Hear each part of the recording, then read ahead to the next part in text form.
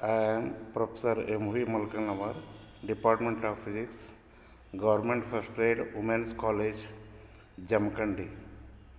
Today we have to discuss the BSc first semester Physics third unit chapter, that is angular momentum, session number 17.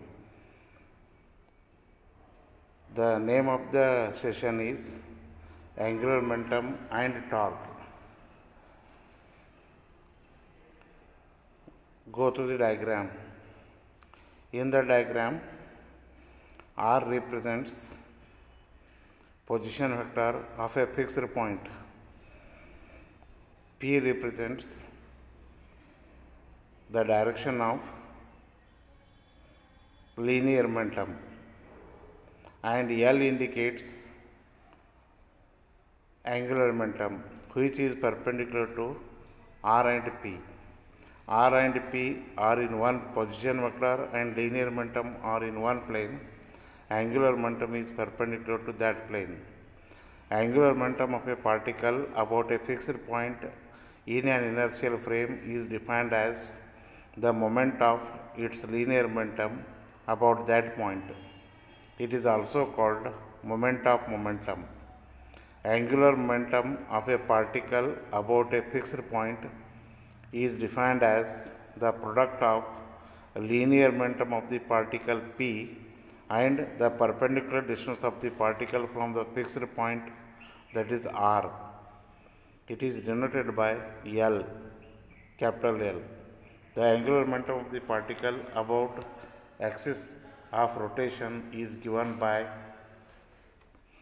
L equals to R cross P, where R is the position vector, P is the linear momentum vector. Cross product of those two gives angular momentum. Now, in place of P, we have to write M into V. Now take M outside. Inside the bracket, cross product of position vector and velocity, where R is the position vector of the particle from the reference point and P is the linear momentum of the particle in an inertial frame. Angular momentum L is a vector quantity and its direction is perpendicular to the plane containing both R and V, and it is given by right hand rule.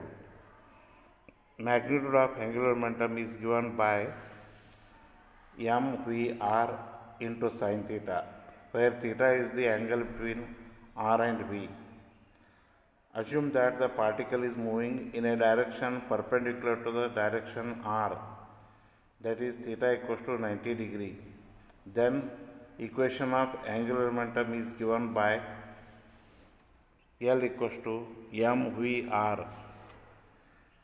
L equals to mvr, where L equals to mvr. V is the linear velocity. We have to write an expression in terms of angular velocity. Linear velocity V equals to R into angular velocity. Finally, we get L equals to mr square omega. But mr square gives the moment of inertia. Therefore, angular momentum L equals to I omega, where I is the moment of inertia, which is given by mr square. The angular momentum can also be defined as the product of moment of inertia and angular velocity of rotating particle or system. SI unit of angular momentum is kilogram meter square per second. Now we have to discuss the another important concept, that is torque. Torque on any particle or system about a fixed reference point is defined as the vector product of position vector and force acting on the particle. It is given by tau equals to vector product of position vector R and force vector F. R is the position vector of the particle from reference point and F is the force acting on the particle. Tau is a vector quantity and its direction is perpendicular to both R and F. It is also given, its direction is also given by right hand rule. The magnitude of torque is given by tau equal to Rf sin theta, where theta is the angle between R and F. Let the applied force is in the direction perpendicular to R, that is theta equals to 90 degree. Then equation of the torque is given by tau equal to R into F.